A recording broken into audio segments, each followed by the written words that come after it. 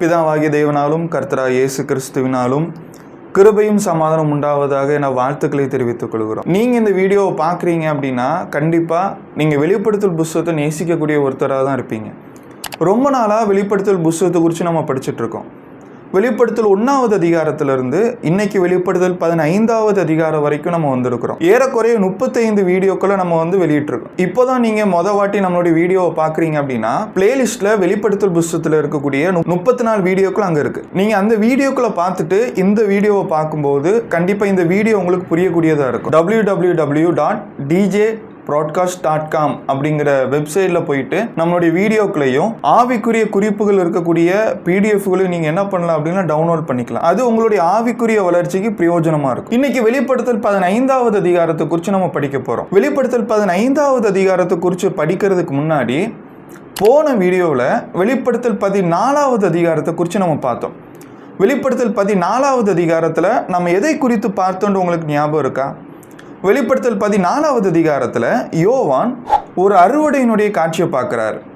ஆண்டவராக இருக்கிற இயேசு கிறிஸ்து மேகத்தின் மேல் வீற்றிருக்கக்கூடியவரா, பயிர்களை அறுத்து தன்னுடைய களஞ்சியத்தில் சேர்க்கக்கூடியவராக இருந்தார். 6வது தூதன் தன்னுடைய கருக்குள்ள அறிவாலை நீட்டி பூமியில் விளைஞ்சிருக்கக்கூடிய திராட்சை பழங்களை அறுத்து தேவனுடைய கோப ஆலையா இருக்கக்கூடிய அந்த திராட்சை ஆலையில போட்டு அந்த துன்மார்க்கமாக இருந்த ஜனங்கள் தேவனுடைய கோபத்தை பெற்றுக்கிட்டாங்க. இன்னைக்கு வெளிப்படுத்தல் 15வது அதிகாரத்தை குறித்து பார்க்க போகிறோம். வெளிப்படுத்தல் புஸ்தகத்திலேயே வசனம் கம்மியாக பிரிக்கப்பட்டிருக்கக்கூடிய அதிகாரம் இந்த வெளிப்படுத்தல் 15. இந்த வெளிப்படுத்தல் 15வது அதிகாரத்தில் மொத்தமாக 8 வசனங்கள் தான் இருக்குது. செய்தி அப்படிங்கிறது இந்த வெளிப்படுத்தல் புஸ்தகத்தினுடைய மைய கருத்தை உள்ளடக்கியனதாக இருக்குது. வெளிப்படுத்தல் புஸ்தகத்தினுடைய மைய கருத்து என்ன? யோவான் வெளிப்படுத்தல் புஸ்தகத்தை எழுதுவதற்கான காரணம் என்ன அப்படின்னா, உபத்திரவத்தில் இருக்கக்கூடிய முதல் நூற்றாண்டில் வாழ்ந்துட்டு இருந்த கிறிஸ்தவர்கள் ரோம ராஜ்யத்தினாலையும் அந்த ரோம ராஜ்யத்தில் வரக்கூடிய ராஜாக்கள்னாலையும் ரொம்ப உபத்திரவப்பட்டாங்க. மிக முக்கியமாக நீரோ, டொமோஷியன், அதுக்கு பிறகு சில ராஜாக்கள்னால முதல் நூற்றாண்டு கிறிஸ்தவர்கள் ரொம்ப கஷ்டப்பட்டாங்க. தன்னுடைய குடும்பத்தை இழந்தாங்க, தங்களுடைய வியாபாரத்தை இழந்தாங்க, தங்களுடைய வேலைகளை இழந்தாங்க, அன்றாட தன்னுடைய வாழ்க்கைக்காக ரொம்ப கஷ்டப்பட்டாங்க. தான் ஒரு கிறிஸ்தவன் அப்படிங்கிறது வெளியே காட்டுக்கிறதுனால அவங்க அக்னிக்கிரையாக மாற்றப்பட்டாங்க. இப்படிப்பட்ட நேரத்தில் அந்த முதல் நூற்றாண்டு கிறிஸ்தவர்களை தைரியப்படுத்தி உற்சாகப்படுத்தி ஆறுதல் படுத்துவதற்காக தான் இந்த வெளிப்படுத்தல் புஸ்தகம் எழுதப்பட்டது. இந்த வெளிப்படுத்தல் புஸ்தகத்தினுடைய இந்த மைய கருத்தை மையமாக வச்சு தான் வெளிப்படுத்தல் 15வது அதிகாரம் இருக்கு. வெளிப்படுத்தல் 14வது அதிகாரத்தில் தேவனை சார்ந்தவர்களையும் இந்த பிசாசை சார்ந்தவர்களையும் வேறுபடுத்தி காமிச்சிருப்பார். ஆனால் வெளிப்படுத்தல் 15வது அதிகாரத்தில் தேவனை சார்ந்து இருக்கக்கூடிய, தேவனுடைய கட்டளையின்படி நடக்கக்கூடிய, தேவனுடைய வார்த்தைக்கு கீழ்ப்படிந்து உண்மையாக இருக்கக்கூடிய ஒவ்வொரு தேவனுடைய மனிதர்களுக்கும் கிடைக்கக்கூடிய மிகப்பெரிய ஆசீர்வாதத்தை பற்றி யோவான் பேசியிருக்கார். வெளிப்படுத்தல் 15வது அதிகாரத்தில் 4வது வசனம் அந்த அதிகாரத்தினுடைய மைய வசனமாக இருக்கு. கர்த்தாவே, யார் உமக்கு பயப்படாமலும் உமது நாமத்தை மகிமைப்படுத்தாமலும் இருக்கலாம்? தேவரீர் ஒருவரே பரிசுத்தர், எல்லா ஜாதிகளும் உமக்கு முன்பாக தொழுது கொள்வார்கள், உம்முடைய நீதியான செயல்கள் வெளியரங்கமாயின என்றார்கள். இங்க யோவான் பார்க்கும்போது ஒரு கூட்ட ஜனங்கள் இவங்க தேவனை மகிமைப்படுத்தக்கூடிய காட்சியை பார்க்கிறார். இந்த ஜனங்கள் யார், இவங்க எங்கிருந்து வந்தாங்க, இவங்க எப்படிப்பட்டவங்க அப்படிங்கிறத பார்க்கறதுக்கு முன்னாடி இவங்க கொடுக்குற செய்தி என்ன அப்படிங்கிற குறித்து நம்ம பார்க்கணும். இங்கே வெளிப்படுத்தல் 14வது அதிகாரம் 5வது வசனத்தில் இந்த கூட்டத்து ஜனங்கள் ஒரு கேள்வி கேட்குறாங்க.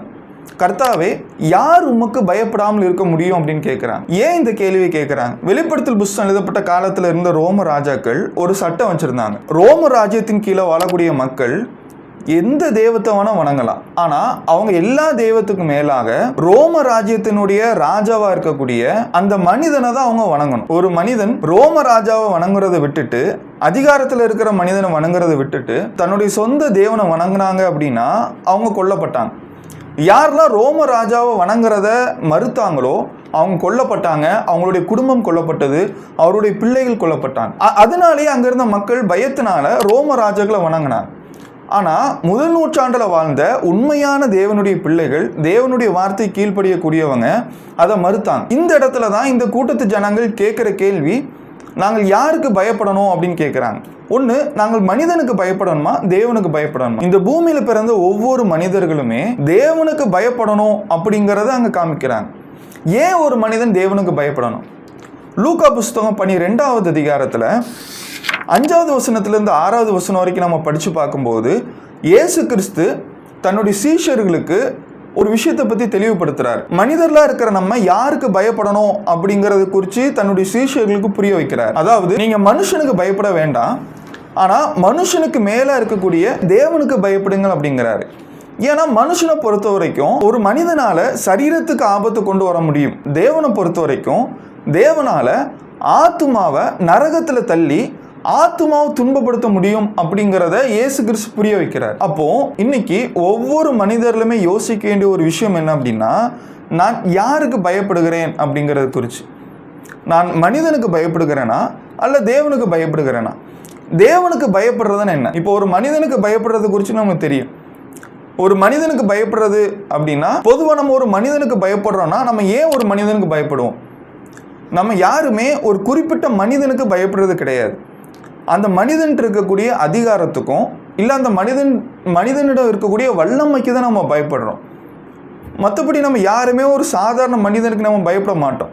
ஆனால் அந்த மனிதனுடைய கையில் இருக்கக்கூடிய அதிகாரத்துக்கும் வல்லமைக்கும் அந்த மனிதனால் என்ன செய்ய முடியும் அப்படிங்கிறத குறித்து தான் நம்ம பயப்படும். இப்போ நம்ம தேவனுக்கு பயப்படணும் அப்படின்னா தேவனால் என்ன பண்ண முடியும்? தேவனால் எல்லாம் பண்ண முடியும். அவர் தான் இந்த உலகத்தை படைச்சிருக்கிறாரு, அவர் தான் வானங்களை படைச்சிருக்காரு, அவர் தான் சமுத்திரத்தை படைச்சிருக்கிறாரு, அவர் தான் மலைகளை படைச்சிருக்காரு. அவரால் செய்ய முடியாத விஷயம் எதுவுமே கிடையாது. அப்போ தேவனால் எல்லாம் செய்ய முடியும் அப்படிங்கிற காரணத்தினாலையும், தேவனால நம்மளுடைய ஆத்மாவை நரகத்துக்கு தள்ள முடியும் அப்படிங்கிறதுனாலையும், தேவன் சர்வ வல்லமை உள்ளவராக இருக்கிறார் அப்படிங்கிறதுனாலையும் நாம் மனிதனை காட்டிலும் மேலாக தேவனுக்கு பயப்படணும் அப்படிங்கிற செய்தியை இங்க வெளிப்படுத்தல் 15வது அதிகாரத்தில் இந்த கூட்டத்து ஜனங்கள் சொல்றாங்க. ஏசாயா புஸ்தகம் 51வது அதிகாரம் 12வது வசனம், நானே உங்களுக்கு ஆறுதல் செய்கிறவர், சாக போகிற மனுஷனுக்கும் புல்லு கொப்பாய் இருக்கிற மனுஷனுக்கும் பயப்படுகிறதற்கும் வானங்களை விரித்து பூமியை அஸ்திபாரப்படுத்தி உன்னை உண்டாக்கின கர்த்தரை மறக்கிறதுக்கு நீ யார்? இங்க ஏசாயா மூலமா தேவன் சொல்லும்போது ஒரு கேள்வி கேட்கிறார். இங்க ஏசாயா மூலமா தேவன் சொல்லும்போது, சாக போகிற மனிதனுக்கு நீங்க பயப்படுறீங்க, ஆனா நான் சர்வ வல்லமையுள்ளவனா இருக்கிறேன், இந்த வானங்களை விரித்து இந்த பூமியை அஸ்திபாரப்படுத்தி இருக்கிற எனக்கு நீங்க பயப்படுங்க அப்படிங்கிறார். அப்போ நம்ம தேவனுக்கு பயப்படணும் அப்படின்னா அதற்கு மிக முக்கியமான காரணம், அவர் சர்வ வல்லமையுள்ளவரா, நம்மளை உண்டாக்கினவரா, இந்த வானங்களை விரித்து இந்த பூமியை அஸ்திபாரப்படுத்தினவரா இருக்கிறார். அதனால ஒவ்வொரு மனிதர்களுமே தேவனுக்கு பயப்பட வேண்டியதாக இருக்குது. ஏன்னா தேவனால் நம்முடைய ஆத்மாவை நரகத்துக்கு கொண்டு போக முடியும். தேவனால் நம்முடைய ஆத்மாவை நித்திய காலத்திற்கு துன்பப்படுத்த முடியும். தேவனால் எல்லாவற்றையும் செய்ய முடியும். அதனால நாம் தேவனுக்கு பயப்பட வேண்டியது அவசியமா இருக்கு. தேவனுக்கு பயப்படுறதுன்னா என்ன? பொதுவாக ஜனங்கள் தேவன் மீது இருக்கக்கூடிய தன்னுடைய பயத்தை வெவ்வேறு ரீதியில காண்பிக்கிறாங்க. சில பேர் தன்னுடைய சரீரத்தை அடக்கி ஒடுக்கிறதுனால நாங்கள் தேவனுக்கு பயப்படுறோம் அப்படிங்கிறத காமிக்கிறாங்க. சில பேர் சில பாரம்பரியங்களை பின்பற்றுகிறதுனால நாங்கள் தேவனுக்கு பயப்படுறோம் அப்படிங்கிறத காமிக்கிறாங்க. அவர் தன்னுடைய தேவ பயத்தை நான் வெளியே காமிக்கிறேன் அப்படிங்கிற அவர் நினைச்சுக்கலாம். உண்மையிலே ஒரு மனிதன் தேவனுக்கு பயப்படுகிறார் அப்படின்னு என்ன அர்த்தம்? நீதிமொழிகள் புஸ்தகத்தில் 8வது அதிகாரம் 13வது வசனத்தில் தீமையை வெறுப்பதே கர்த்தருக்கு பயப்படும் பயம் அப்படின்னு படிக்கிறோம். அப்போ தேவனுக்கு பயப்படுறது அப்படின்னா என்ன அப்படின்னா தீமையை வெறுக்கிறது. தீமையை வெறுத்து நன்மையை தெரிந்து கொள்வது அப்படிங்கிறது தான் தேவனுக்கு பயப்படக்கூடிய பயம். இதற்கு சரியான உதாரணம் யாராக இருக்க முடியும் அப்படின்னா யோசேப்பு. ஆதியாகமம் புஸ்தகம் 39வது அதிகாரத்தில் தேவனுக்கு விரோதமாக ஒரு பாவம் செய்யணும் அப்படிங்கிற சூழ்நிலை வரும்போது யோசேப்பு அந்த இடத்துல தேவனுக்கு பயந்து அந்த பாவத்தை செய்யாமல் அதை வெறுத்து அங்கிருந்து விலகி ஓடி வந்திருப்பார். அதே மாதிரி தான் தாவீது தேவனுக்கு விரோதமாக ஒரு செயலை செய்ய வரும்போது இது தேவனுக்கு பிரியமில்லாத காரியம் அப்படின்னு சொல்லிட்டு தேவனுக்கு பயந்து அவரை கட்டுப்படுத்த அங்கே யாருமே இல்லைனாலும் அவர் அங்கிருந்து விலகி வந்திருப்பார். அப்போ தேவனுக்கு பயப்படுதல் அப்படிங்கிறது அது சரீர ஒடுக்கமோ இல்லை பாரம்பரியத்தை கைக்கொள்வதோ இல்லை பண்டிகையை கைக்கொள்வதோ இல்லை முட்டங்கள் போட்டு ஜெபிப்பதோ கிடையாது. தேவனுக்கு பயப்படுவது அப்படிங்கிறது தீமையை வெறுப்பது. இந்த இடத்துல மிக முக்கியமான ஒரு கேள்வியை கேட்கணும். என்ன அப்படின்னா, இது தீமை இது நன்மை அப்படின்ட்டு நம்ம எதை வைத்து பிரித்து பார்க்கறது? ஏன்னா பிரிக்கிறதுக்கு ஒரு சட்டமோ அல்லது பிரிக்கிறதுக்கு ஒரு உபதேசமோ இருந்தால் தான் இது நல்லது, இதை நம்ம செய்யணும் அப்படின்ட்டும், இது தீமை இதை செய்யக்கூடாது அப்படின்னு நமக்கு தெரியும். அப்போது எதை வைத்து இது தீமை அப்படின்ட்டும் நன்மை அப்படின்னு பிரிக்கிறது? 2 தீமோத்தேயு புஸ்தகம் 3வது அதிகாரம் 16வது வசனம் 17வது வசனத்தில் ஒவ்வொரு கிறிஸ்தவரும் புதிய ஏற்பாட்டின்படி நடக்க வேண்டியதாக இருக்குது. இந்த புதிய ஏற்பாட்டு சட்டங்கள் தான் ஒரு மனிதன் செய்ய வேண்டிய நல்லது என்ன அப்படிங்கிறத குறித்து நம்மளுக்கு போதிக்குது. அப்போது புதிய ஏற்பாட்டு சட்டத்தின்படி ஒருத்தர் வாழும்போது, தீமையை வெறுக்கும்போது, புதிய ஏற்பாட்டு சட்டத்தின்படி தீமையை வெறுத்து வாழும்போது அவர் தேவனுக்கு பயந்தவராக இருக்கிறார். தன்னுடைய விருப்பத்தையும் தன்னுடைய உணர்ச்சிகளுக்கு மேலாக ஒருத்தர் புதிய ஏற்பாட்டு சட்டத்திற்கு கீழ்ப்படியும் போது அவர் தேவனுக்கு பயந்தவராக இருக்கிறார். அப்போஸ்தலர் புஸ்தகம் 5வது அதிகாரம் 29வது வசனம். அதற்கு பேதுருவும் மற்ற அப்போஸ்தலரும், மனுஷருக்கு கீழ்ப்படுகிறதை பார்க்கிலும் தேவனுக்கு கீழ்ப்படுகிறதே அவசியமாக இருக்கிறது. பேதுருவையும் அப்போஸ்தலர்களையும் அதிகாரத்தில் இருக்கக்கூடிய மனிதர்கள் நீங்கள் தேவனுடைய வார்த்தையை பிரசங்கிக்கக்கூடாது அப்படின்னு சொல்லும்போது பேதுருவும் யோவான் சொன்ன வார்த்தைகள் தான் இது. அப்போது நம்ம கேட்க வேண்டிய மிக முக்கியமான கேள்வி, இந்த வெளிப்படுத்தல் புஸ்தகம் 15வது அதிகாரத்திலேருந்து நம்ம புரிந்து கொண்ட ஒரு விஷயம் என்ன அப்படின்னா, நான் மனிதனுக்கு பயப்படாமல் தேவனுக்கு பயந்தவனாக வாழணும். அப்போ தேவனுக்கு பயந்தவனாக வாழணும் அப்படின்னா நான் புதிய ஏற்பாட்டு சட்டத்தின்படி வாழணும், புதிய ஏற்பாட்டு சபையில் நான் இருக்கணும். இங்கே வெளிப்படுத்தல் 15வது அதிகாரத்தில் இந்த வார்த்தைகள் சொன்ன ஒரு கூட்ட ஜனங்கள் இருந்தாங்க அப்படின்னு நான் சொன்னேன். இந்த கூட்டத்து ஜனங்கள் யார்? வெளிப்படுத்தல் புஸ்தகம் 15வது அதிகாரத்தில் யோவான் வசனத்தில் ஒரு 7 தூதர்களை பார்க்கிறார். இந்த 7 தூதர்களுமே தங்களுடைய கைகளில் தேவனுடைய கோப கலசத்தை பிடித்துக்கிட்டு நின்னாங்க. இதை குறித்து வெளிப்படுத்தல் 16வது அதிகாரத்தில் நம்ம படிப்போம். வெளிப்படுத்தல் புஸ்தகம் 15வது அதிகாரம் 2வது வசனம். அன்றியும் அக்கினி கலந்த கண்ணாடி கடல் போன்ற ஒரு கடலையும் மிருகத்திற்கும் அதன் சொரூபத்திற்கும் அதன் முத்திரைக்கும் அதன் நாமத்தின் இலக்கத்திற்கும் உள்ளாகாமல் ஜெயம் கொண்டவர்கள் தேவ சுரமண்டலத்தை பிடித்து கொண்டு அந்த கண்ணாடி கடலருகே நிற்கிறதை கண்டேன். அப்போது இந்த வார்த்தைகள் சொன்னது யார் அப்படின்னா ஜெயம் கொண்டவர்கள் அப்படின்னு நம்ம படிக்கிறோம். வெளிப்படுத்தல் 15வது அதிகாரத்தில் 2வது வசனம் இது முதல் நூற்றாண்டில் வாழ்ந்த கிறிஸ்தவர்களுக்கு மிகப்பெரிய ஆறுதலை கொடுத்துருக்கும். ஏன்னா வெளிப்படுத்தல் 14வது அதிகாரத்தை தொடர்ந்து வரக்கூடிய இந்த வெளிப்படுத்தல் 15வது அதிகாரத்தில் முதல் நூற்றாண்டு கிறிஸ்தவர்கள் இந்த பூமியில் மிருகத்தை பின்பற்றவர்களாலையும் சாத்தானை சார்ந்தவர்களாலையும் ரொம்ப கஷ்டப்பட்டாங்க. இப்படிப்பட்ட இந்த மனிதர்களுக்கு ஆறுதலை கொடுக்கறதுக்காக இந்த வார்த்தைகள் எழுதப்பட்டது. இங்க வெளிப்படுத்தல் 15வது அதிகாரத்துல யோவான் சில காட்சிகளை பார்க்கிறார். முதல்ல அக்கினி கலந்த கண்ணாடி கடலை பார்க்கிறார். இந்த அக்கினி கலந்த கண்ணாடி கடல், இந்த கண்ணாடி கடலை குறித்து உங்களுக்கு ஞாபகம் இருக்கா? வெளிப்படுத்தல் 4வது அதிகாரத்துல ஒரு கண்ணாடி கடலை பார்த்திருப்போம். இந்த கண்ணாடி கடல் தேவன் உட்கார்ந்திருக்கக்கூடிய சிங்காசனத்துக்கு முன்பாக இருந்தது. இங்க நம்ம பார்க்குற இந்த கண்ணாடி கடலுக்கும் வெளிப்படுத்தல் 4வது அதிகாரத்தில் நம்ம பார்க்குற கண்ணாடி கடலுக்கும் இருக்கக்கூடிய மிகப்பெரிய வித்தியாசம் என்ன அப்படின்னா, வெளிப்படுத்தல் 4வது அதிகாரத்தில் நம்ம பார்த்த அந்த கண்ணாடி கடல் பளிங்கு கோப்பா இருந்தது.